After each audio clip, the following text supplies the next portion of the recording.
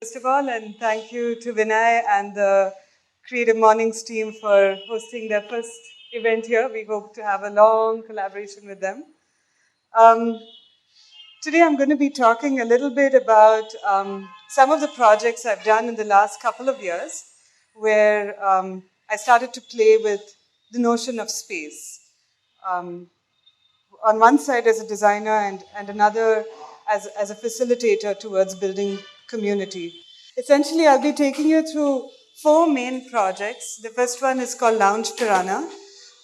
For those of you connected to the music scene in Bangalore, I think we started in 2006, 7, and it was a kind of a progressive alternative band, and I worked with them for about 2.5, 3 years, kind of playing with ambient space, and then the learnings from doing such activities. The next project I'll get into a little bit is Samuha, which is an artist collective, which we started in 2009, and space was one of the crucial aspects of building this artist community and facilitating them. The third project, which is very close to my heart, is Jaga itself. So this is Lounge Piranha. It was back in 2007, like I said, and for me, it was interesting to kind of associate with a performative group. My background is more as a visual artist, So after I graduated from painting and animation and things like that, the kind of creative impetus that you have when you're working with performers it's very in the moment, And I had a bunch of friends who got together and started this band, and I would hang out in their jam rooms a lot. And what I realized while I was there was, for me as an artist, it was very hard to remain passive and just watch these guys, with their creative juices flowing, and it was kind of like gripping for me. So I started to wonder, how can I, as a visual artist, become part of this moment? How can I recreate this kind of energy that you have in a jam room? So Lounge had this interesting thing that they spent a lot of time, very moody band, they spent a lot of time in the jam room. For almost 1.5 years, we didn't perform outside. We were just in the jam rooms creating and slowly composing pieces of music. And when they did the first kind of external public-facing thing, what I felt was missing was that kind of like palpable energy that you have when four people are putting everything into what they're creating, so that creative moment, right? And I really wanted to help bridge that between the performers and the audience. So I started to think of it in a visual way, like in an ambient way. So I first started with actually making candles and convincing the nightclub owners to switch off their lights and just let the band play with candles, candlelit, simply because that's how we do it in the jam room.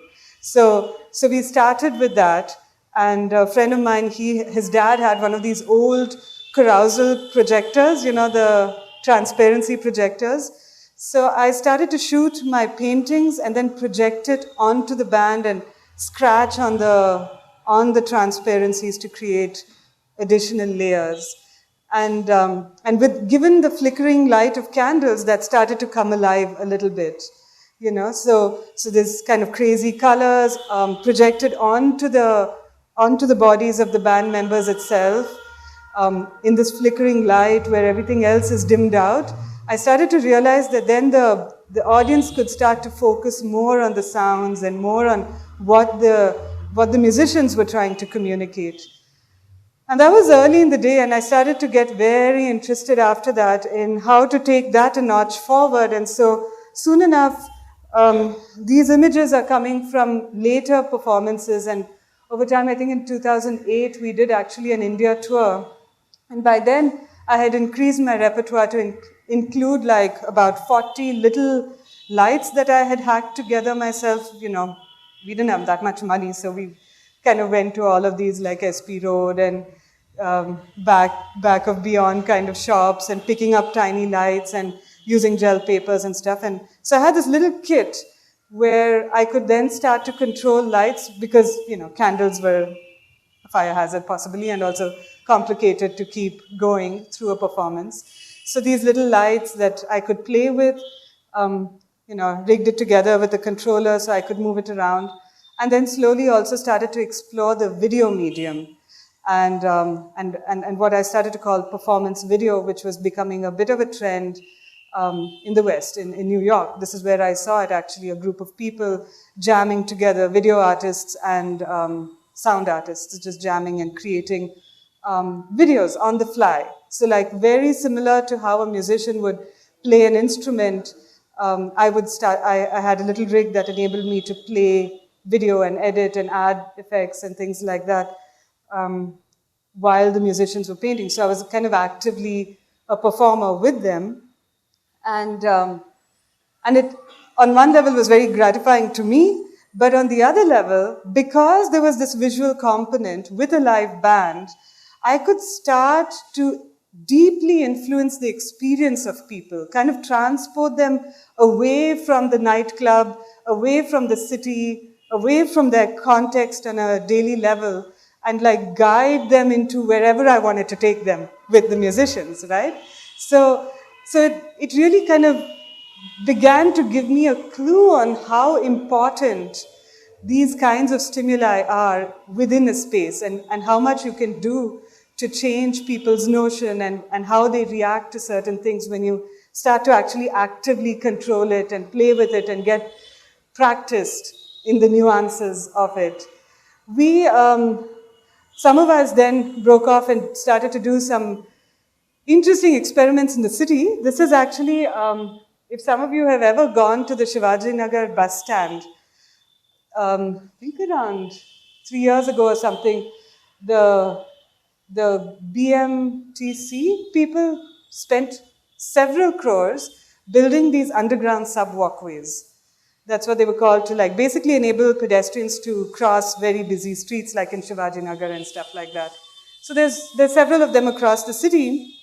And when I was talking to the managing director of that corp, I realized that it was an extremely underutilized space. It was dark. It was kind of like going down into some dark pit. People didn't naturally feel inclined to go and explore that. So we were wondering how, as artists, we could start to like play with that. And just given this inclination that I had with video and just seeing how it did in these kinds of more friendly, more public spaces like nightclubs and bars and things like that, I was very curious to see how it would do in a very public space. So with this, it was called City Signals, this project. We would meet anyone who was interested in sounds and music and anyone who was interested in lights and projections. And we would jam as we would in our living rooms, but in these kinds of public spaces. And the audiences would be the accidental, the people, the commuters, the pedestrians, whoever was there. And then I started to see that they really wanted to be part of it. And we started to play with various types of technologies in terms of how to get them into the performance. So like, their voices could be recorded and played again with delays by the sound artists. And similarly, I'd have scanners and video cams of the audience itself. And so you could scan your hand or your face, and then I would use that in the performance. And so, so they started to see themselves and felt like they were part of that moment. And so this was just, again, like I was saying, just artists, performances, and performative artists especially, coming together to understand space as a ephemeral kind of a concept, as something that is not necessarily built but can exist in your mind, in sensibilities and senses of sound and light. This is the next project, Samuha. A friend of mine, Suresh Kumar, he is a sculptor by education. And he came to me one day and he was like, listen, I have this idea of like getting together a group of artists and completely on a trust basis, can we all share, put a little bit of money into a kitty and share a space in common. Now, why he had come up with this was very simple. Bangalore was in the middle of its big boom.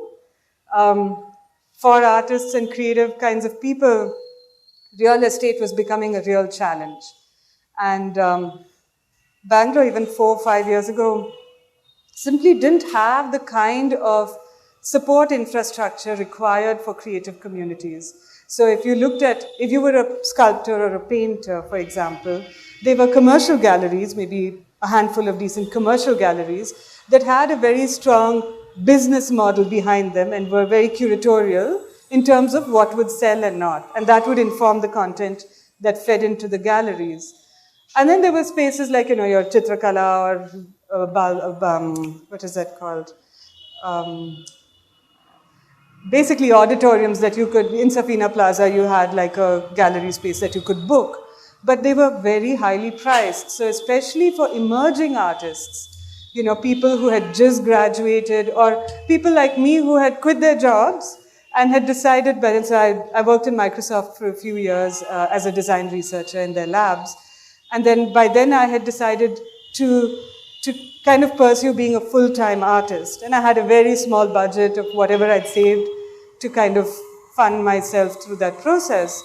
And so even for people like me, it was very hard for me to say, okay, I have a body of work.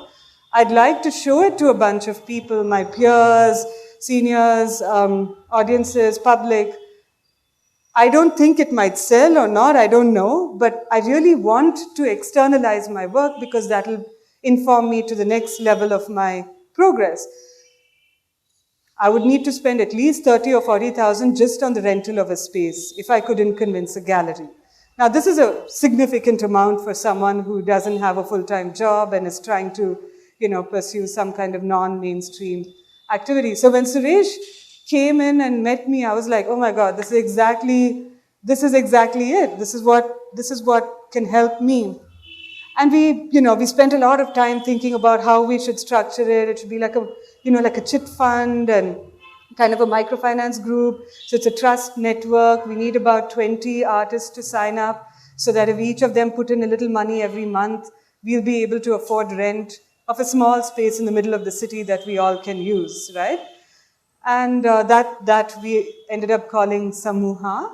And funnily enough, you would think that like getting 20 artists is like trying to herd cats, right? It's like, how are you going to get these extremely individual, very kind of singular people to come together? And we thought that would be the biggest challenge between Suri and me. Turns out, actually, that part was easy. Within a month, we had 20 people from young graduates of art schools to very senior artists who've been around for more than a few decades and are national level, S.G. Vasudev.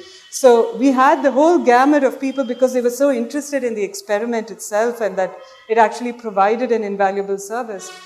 But it actually became a challenge for the space, to rent the space. So we literally took almost 8 months to finally convince an organization to rent this space in a budget that we could afford because we were each pooling in only 2,000 rupees a month. And we transformed this. So it was literally Suresh Kumar, Shiv Prasad and I, who spent a few months. So that's Suri there with the hat and some of the early participants in the experiment.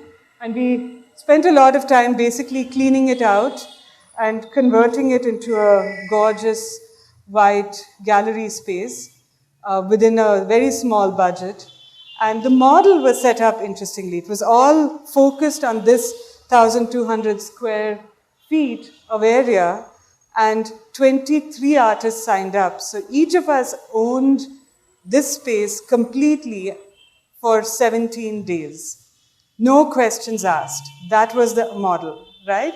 So the reason we structured it like this was that both Suri and I were very curious. What happens if we give a space for only 1 week? You're very tempted as an artist to put your work and be happy, you know? But 17 days starts getting you to think about other things. It's like, really, do my paintings need to be there for 17 days? Like, you know, after the first week or 10 days, you know, most of the people who I want to engage with my work have already been engaged. So it started to open up the minds of artists to become curators, to become generous, to become experimental with what they did in that space.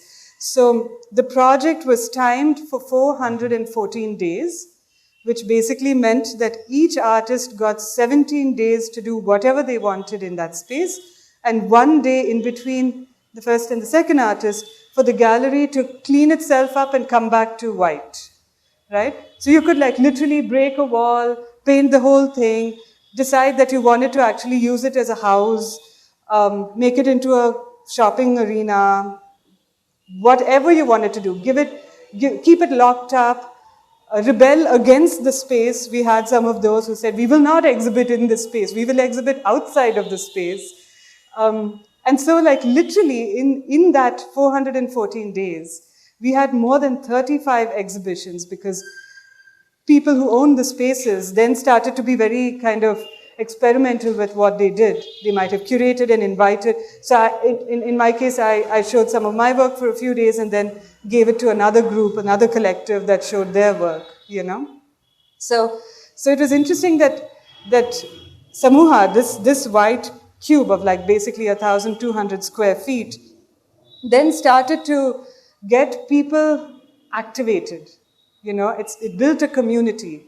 It built an activation into the work that they did, which was beyond the scope of their work typically.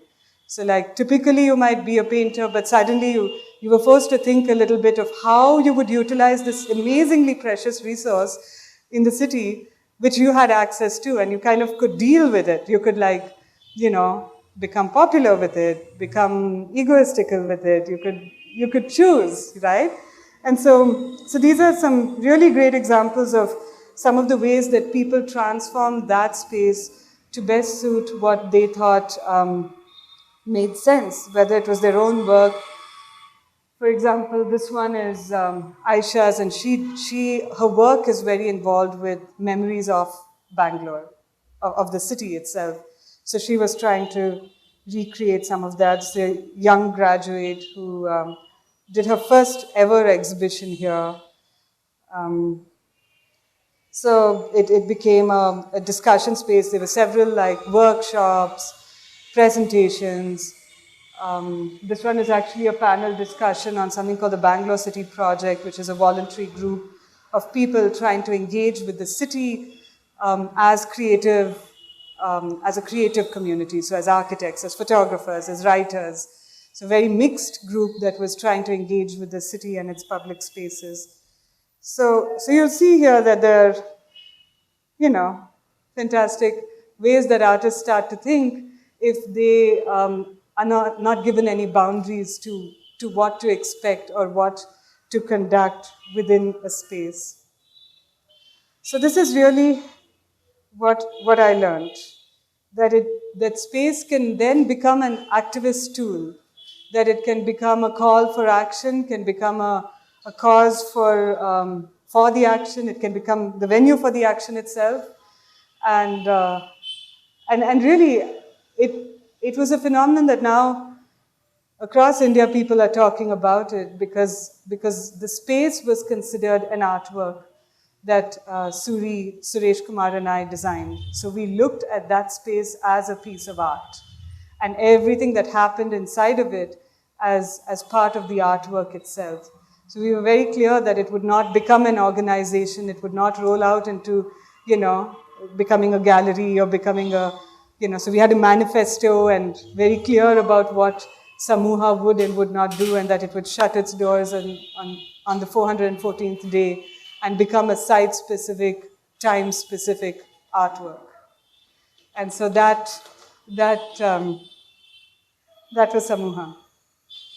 Now, interestingly enough, while Suri and I were setting up Samuha, right, and I was telling you earlier that the unexpected challenge was actually finding a physically built space, given the kind of real estate bubble that Bangalore had started to live in, right? And it really kind of irked me. On one side, that, you know, the dependency. So you can see that slowly I'm becoming more and more independent, right? Like I'm saying, oh, I can start to play with the notion of space ephemerally, and, you know, and I'm also trying to like control, like there's a little bit of I'm a control freak. So, you know, I'm like, wow, I can inform people, I can change, I can take them on a journey with like music and sound. And then with Samuha, like I'm beginning to learn that, wow, I mean, we can actually become an instrument of like citywide change in a whole scene, like an art scene, right? All of this is happening, but we are unable to convince people who own real estate to support this activity. And it took almost 9 months. And you'll see all of this. We have a little website for Samuha, and like literally every letter that we've written to any organization or individual is also up there. You know, so we were very good on documentation, and like it was a long and disappointing kind of process, you know, until someone agreed.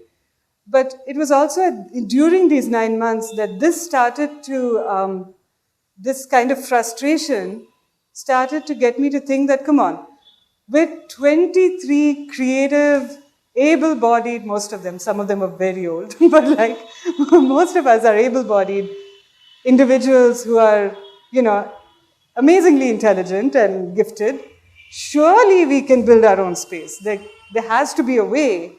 And I was thinking of it in terms of like, you know, can it be something that doesn't require engineering expertise or, you know, construction expertise? Can it be something as simple as a Lego set? Can we assemble something, kind of like a shamiana? Because what do we need? We need 4 walls and some roof structure, and we're happy. We don't need like tons of stuff. We're sitting in Bangalore, which has reasonably great weather. So, you know, we don't have to protect against like freezing temperatures or, you know, stuff like that. So it was a very lucky moment when Sean introduced me to Freeman. Freeman Marie is my partner and also a founder of Jaga. And Freeman had an interesting background. He is a technologist with a very successful exit from the Silicon Valley. And he had kind of landed on the shores of India a few years earlier, so I think in 2005 or 4, and was kind of, you know, living the yogic dream, doing a lot of yoga, and then slowly kind of working with IIM in Ahmedabad, actually, trying to support young startups, you know. So he was running a little incubator there. So he had this, his whole background was around computers and IT, but he had also kind of been playing with this structure, which is basically pallet rack structure. It's a shelving unit. He called himself a pallet rack artist. And what he'd been doing with this structure was actually taking it out to this amazing festival called Burning Man. And once a year, he would take it out to Burning Man and build this big, it was kind of like a giant Lego set. And he would build it out in the desert, and people would hang out and party in it and live in it and, you know, deck it out like this in different ways. And he was, this was kind of his passion, right? He'd also spent about 6 months in LA, in a very fancy part of LA, where he constructed this inside of a warehouse, so built structure, and provided kind of high density work areas for filmmakers. And with the notion that, you know, this kind of structure, okay, give you a little background, it's made of steel, and it's meant to hold very heavy things. So it's meant to be industrial storage, right? That's what we're sitting in. It's kind of like in India, you have the The wimpy version is slotted angles, which you'll see like as small shelves in kitchens and libraries and stuff like that. This is kind of the heavy-duty version of it. And each of these things are graded to hold 4 tons. So, you know, it's really like you can park a few trucks on top of this and nothing should happen. And they're called pallet racks. And the cool thing is it's a standardized design, right? And there are manufacturers across the globe. Go to Europe, go to America, go to India, go to any part of Asia, and you can get these components. 2, so it's cheap. It's universally available. It holds a lot of weight. Very easy to construct. Like this building takes about 15 to 20 hours to put up the skeleton at most with a team of 6 to 8 people. So you can construct this whole thing in less than a couple of days. And it has great resale value. It's steel. So, and especially if you're sitting in South India, steel is cheap. So it was perfect. So when I met Freeman, I was telling him, listen, I think, you know, as artists, we should be able to build our own spaces. And, you know, I wonder what that would look like if they were like Lego-like construction material. And Freeman happened to have been playing with this for the previous couple of years. So he showed me a few photos he actually showed me these photos. And he was like, listen, I've been doing this and experimenting with this in the States. I'd be very curious to see how such a structure would play out in an Indian landscape. So if you got a piece of land, and if you convince someone that, like, listen, I have a small empty piece of land, perhaps we could do something in collaboration. And that became a bit of a thing in my head. I was like, come on. The interesting thing about Bangalore was that there were a fair number of people buying land in the center of the city who, for one reason or another, either as an investment strategy or simply because they were flat broke after buying that piece of land, hadn't constructed on it. And so you ended up having these patches which were being not just underutilized, were being abused. They were becoming trash dumps, you know. So I was thinking, how hard can it be to go and find the owner of one of these pieces and convince them to give it to us as artists, fairly harmless, and then let us play with this kind of a structure. And funnily, in the same week that I met Freeman, I also met, if some of you are architects, you might know this guy, Naresh Narasimhan, who runs VA Group. He's the principal architect there. It's a big architecture firm, not just for the city, but for the country. And he kind of was really like, what? What are you talking about? Like, really? And he had a small piece of land just here opposite the hockey stadium, a very funny pie-shaped piece of land, which he hadn't done anything with. And he said, okay, listen, take it for like 3 or 6 months and see what you guys can do. And he was thinking very much in terms of like you know, he met this flaky girl who's sitting there and saying, hey, I want to build something and, you know, run art exhibitions in there. So he was thinking, you know, something of a glorified Shamiana. He went to Berlin, came back, and in that week, we had constructed this 4-storied crazy building, which we call Jaga. This is actually an artwork of that time one of the artists made with that. So this is the piece of land that I was telling you guys about. It's literally walking distance from where we are now. And we kind of invited anyone and everyone in the city. So what I did was I just went out to a bunch of forums and announced that we were doing this big community art architecture experiment, and anyone who wanted to construct or join us in the design process was welcome to come in. So through the day, we would have people flowing in, and first we created like just cardboard models of what each of us imagined the building to look like, and then slowly actually started building it. So this is how it looks in the first 10 or 12 hours of, like, you know, people just constructing it. And Kiran was actually, I don't know where he is now. There he is. So Kiran was one of the first people who showed up as a volunteer and then kind of stuck around. So this is like a top view of how the construction looks. It is about 1/3 of the size we are today.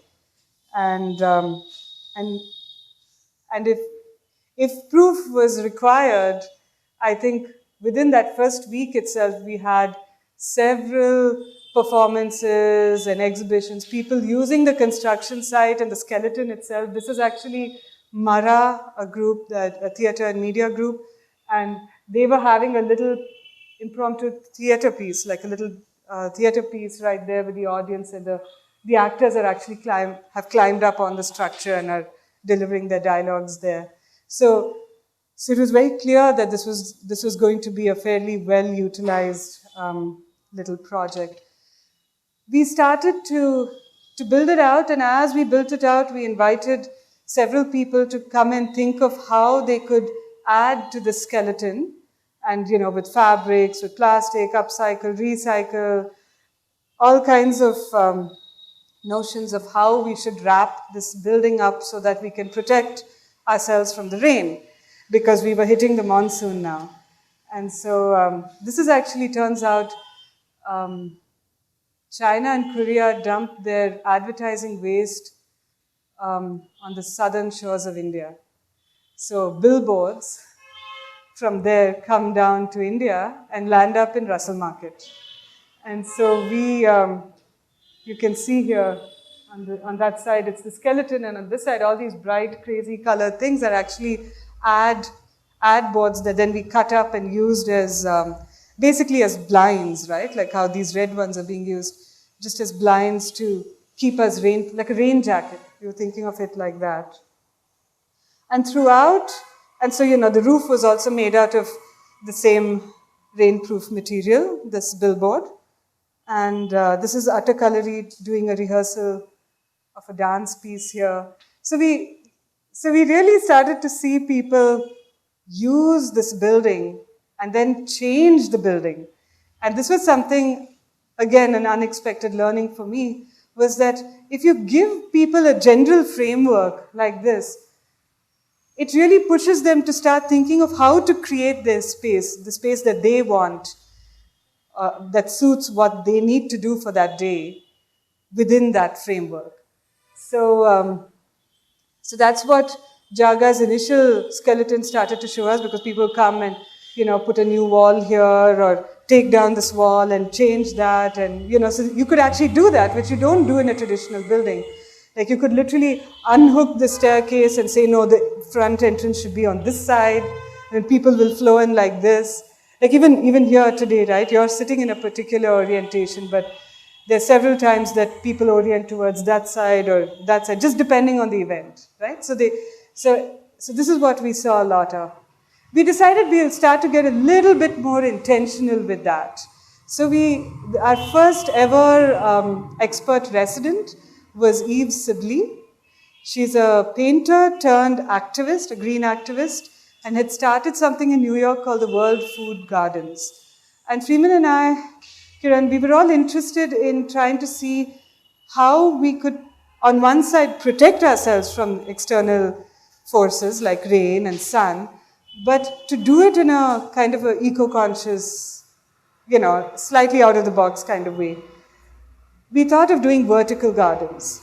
So we invited her, I think in November of 2009, and she spent almost 8 months with us developing basically this idea, which was, instead of like just a flat wall like what you see here, can we have panels of plants that grow vertically in water that then provide both kind of a cooling effect in the summer and protect us from rain and sun when we need it. And we actually built it out with her. So it was really kind of a crazy looking green, hairy building on the main street opposite the hockey stadium. And these panels could rotate. And on the other side, we invited an artist called Walker Babington, who had been using basically junk, like scrap metal, old pieces of wood, anything, and then using techniques like burning and rusting to create this large mural. So I don't know if you can tell, but it's these birds that fly up and become Freddie Mercury's face in the top right corner. largely because that was the theme song going on with all of us at the time. And so some interesting things started to happen with this project, which was kind of a extremely ambitious, large-scale project. And what it was one, we invite an expert in. Two, we invited a group of students and faculty from Shrishti, a local design school, to come in and work with the expert in actually building this out. So all of this was handmade and constructed between the expert and the students. So they learned something very real in terms of designing and implementation. And then it was actually a real thing that we lived with. And as you guys head out, you'll actually pass through those panels, which now have changed. We've changed how we use it now, but the panels still exist. The whole project actually, the grand project was that it actually had these plants growing in water, and we would circulate the water through the day, drip it down, collect it in gutters, clean it out, and then reuse it. So it was a large-scale hydroponic system. What it basically taught us during this time, and you can imagine that Freeman and I are just like watching all this happen a little bit. And our intention was very simple. Can we bring the arts community and the tech community together? Because both of us belonged to one of these communities and sincerely appreciated the other and had like some experience with them, and felt that like bringing these kinds of people with these multidisciplinary backgrounds would be very interesting. So that was the sole intention of Jaga, and as we started to see the volumes of people using it, so we'd have events like literally once, twice a day, we realized that Jaga was really about space and people, and what people did in the space and what the space itself did to the people.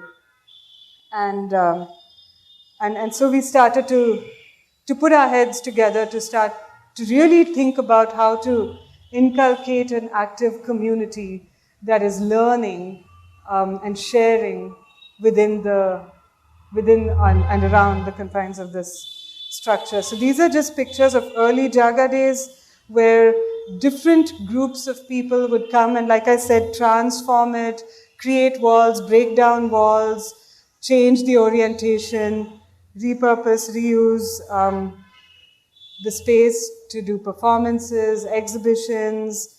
Activists started to use our space a lot.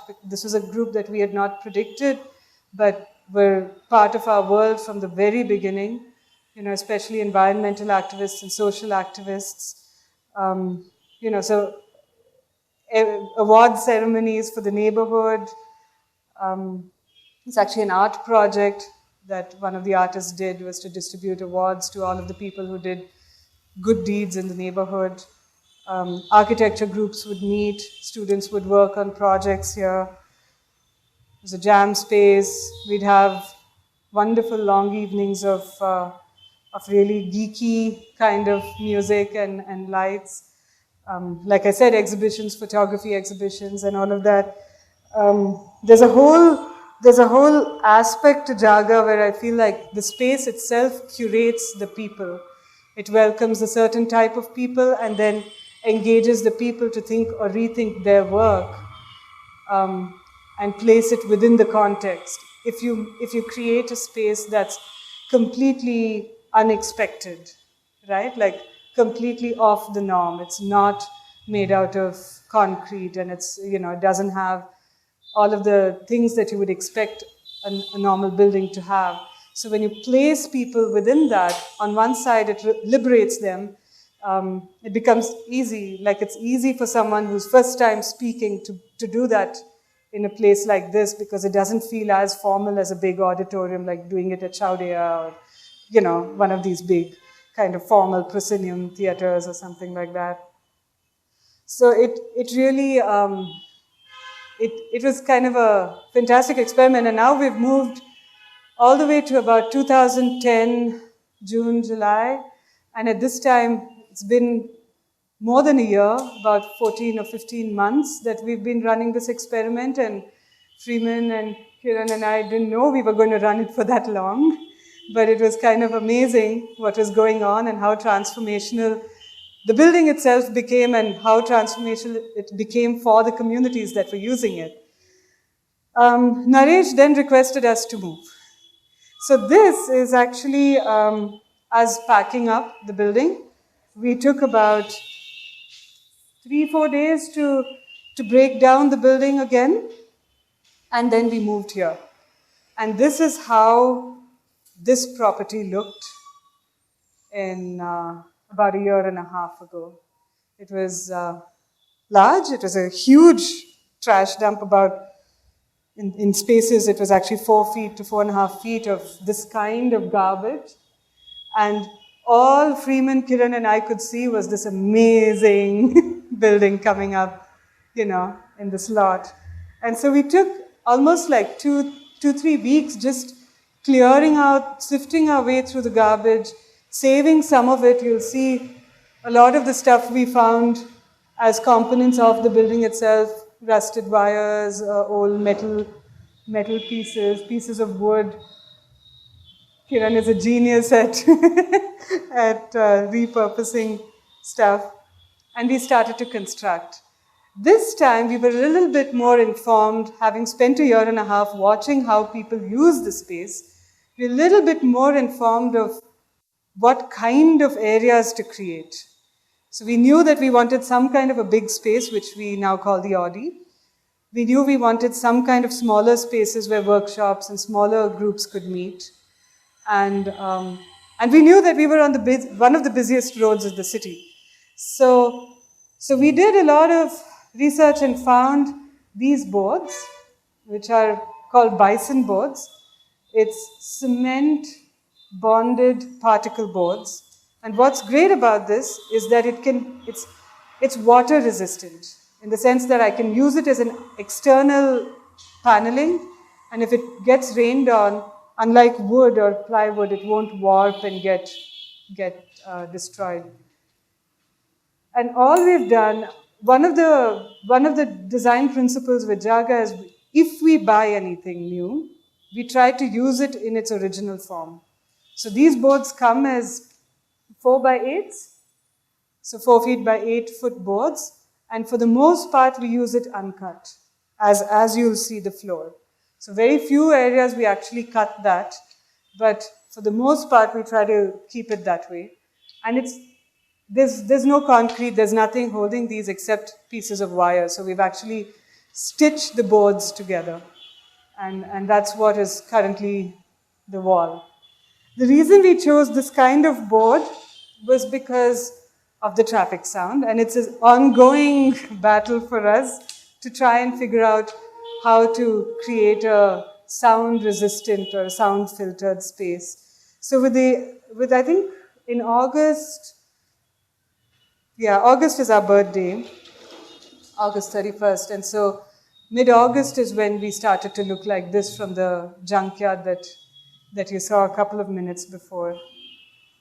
And again, people were using our spaces in different ways. The gardens, downstairs was very open like this initially. Now we have, it evolves. If you come back in a month, you'll see that it's changed again. This is where you are right now, and this was the first exhibition. Some of the kinds of events that happen here, exhibitions, plays, performances. We've got a dedicated area for people to come and work. Earlier in Jaga, everyone kind of did everything. So you'd have a theater group there and some people on their laptop here. We decided to give dedicated spaces for these groups. So we have a co-working space now where people with just an idea can come and start working on it and have a sense of community. So before co-working became a hot trend, we were doing that like a couple of years ago and like really kind of focusing on providing very sustainable work kind of atmosphere for people. And then the cafe partners joined in, which now I think some of you had breakfast there, and it was like integral to for people to hang out. You want wine and food for sure. So this is actually the residency. We found an old building at the back. which we rehabilitated and now has 2 apartments where we can invite experts from outside the city, much like Eve, to come and engage with us and with the community of people in Bangalore to develop projects. So for example, the sound system, right now it's a project by one of our residents. It's solar powered and can move around. It's just in trunks. So they actually took this around on a little train ride all over India and performed in public spaces. So all you need is sun, and you can have a 3-hour concert with this system. So so this is kind of like an ongoing grand exploration of how you can actually build your own space, how you can do it with yourself, how you can do it with others, and it's kind of it's kept us going. It's like inexhaustible, the kinds of things you can start to do with it when real people and a real context like this exist. So that is my most beloved project. The last one is this, which I won't get too deep into, but I'll take you quickly through. This was a project called Malleshwaram Accessibility Project. For those of you from Bangalore, Malleshwaram is one of the oldest neighborhoods, very quaint, very sweet. I grew up there. I have a lot of love for it, and it's been depressing to watch it go from being a quiet, sleepy, conservative little, residential little neighborhood for pensioners and also a cultural hub, to a kind of a traffic congested corridor, And so I approached the government, the Directorate of Urban Land Transport. This was the first time I was trying to do something in the city. And so at the very beginning of the talk, I was telling you guys that the last project was like, as I started to grow my explorations, this last one was actually going beyond of like a monolith into the city, and then trying to take some of my learnings and experiences with community and working together with people, and then trying to do something, hopefully with a positive impact in a larger area. So I was looking at it in terms of the neighborhood.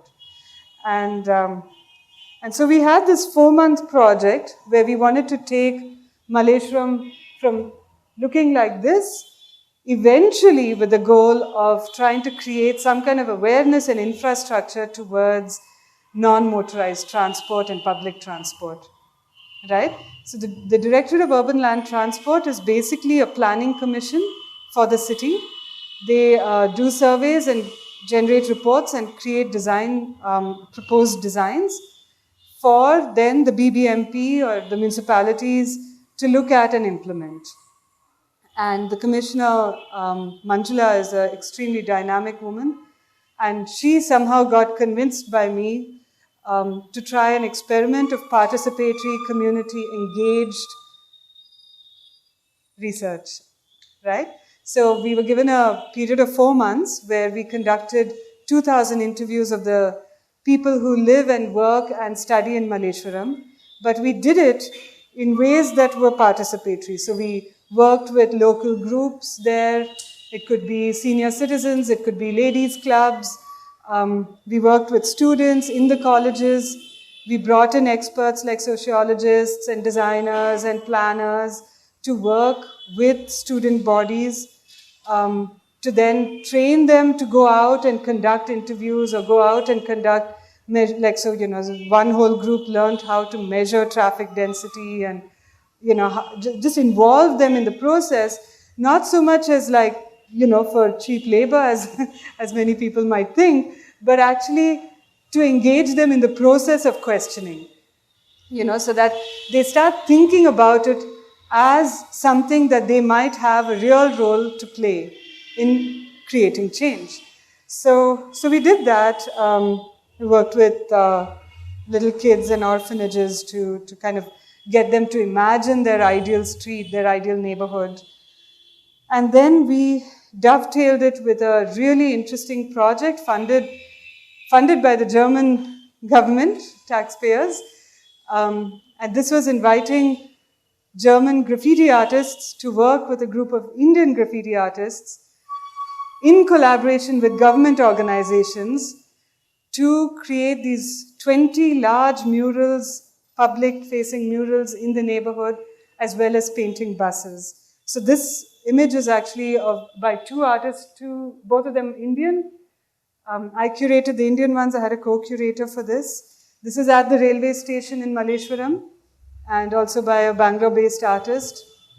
And so they spent a whole month living together, looking at what we had gathered in terms of interviews and all of the research data, and then reacting to that as artists in the public space with permission. So it's not true graffiti, it's not not an underground movement. This is very much a art and public space kind of exercise.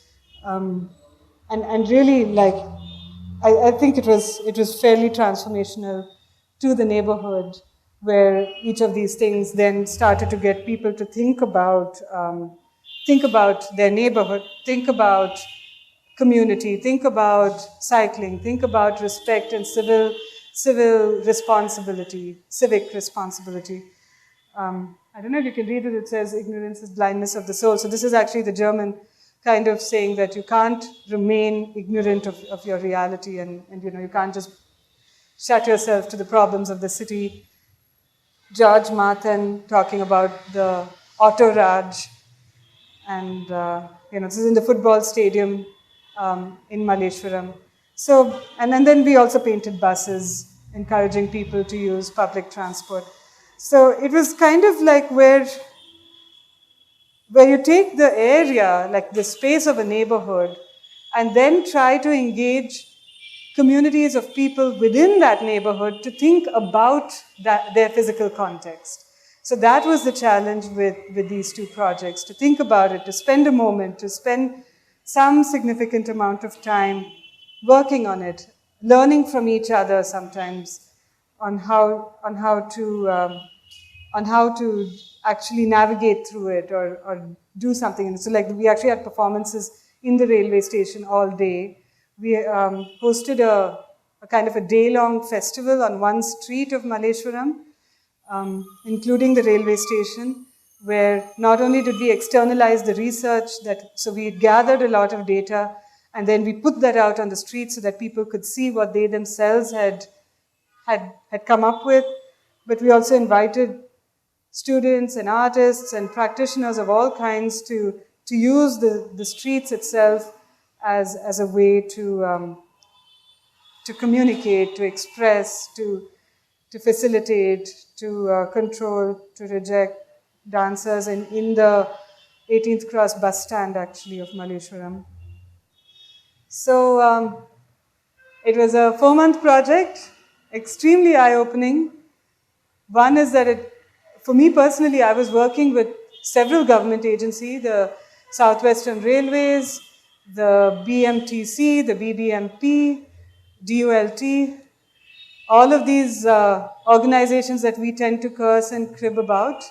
And I found amazing people heading and part of, and, amazing, like, truly dedicated, honest, hard-working people with the same anguish and problems as the rest of us, but on the other side, in there,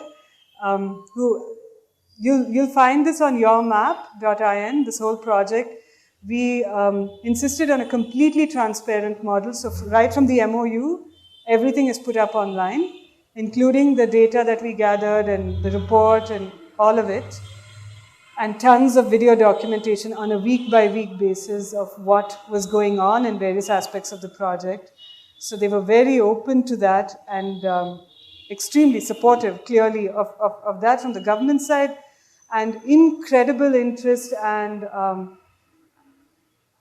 kind of like participation from the people themselves, who would take hours, if need be, contribute freely of their work, of their time, of their money, whatever needed to think about their city.